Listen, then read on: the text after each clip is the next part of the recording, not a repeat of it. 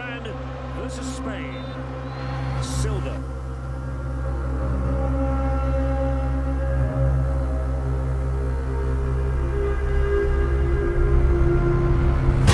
اوجگستر ارس تقدیم میکنه.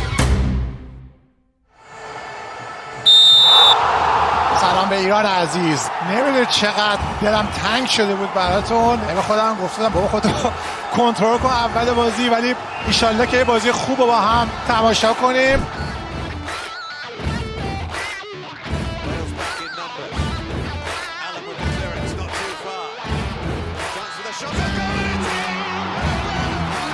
وقتی فوتبال محبوب ترین رشته ورزشی در ایران و ما جز 10 کشور برتر از نظر دارا بودن تماشاگر فوتبال هستیم، چرا نباید از این پتانسیل برای تولید درآمد و پویایی صنعت فوتبال کشور استفاده کنیم؟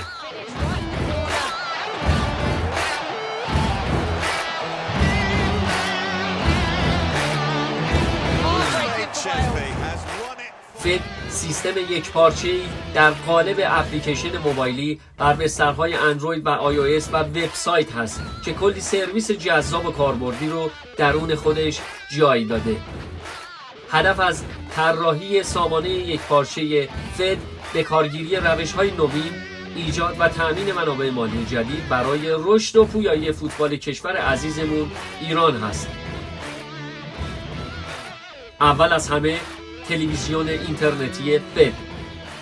برای مثال در سال 2010 بوندسلیگای آلمان 1 میلیارد و 500 میلیون یورو از مسابقات فوتبال آلمان درآمد داشته که نزدیک به 750 میلیون یورو اون فقط از حق پخش تلویزیونی بوده.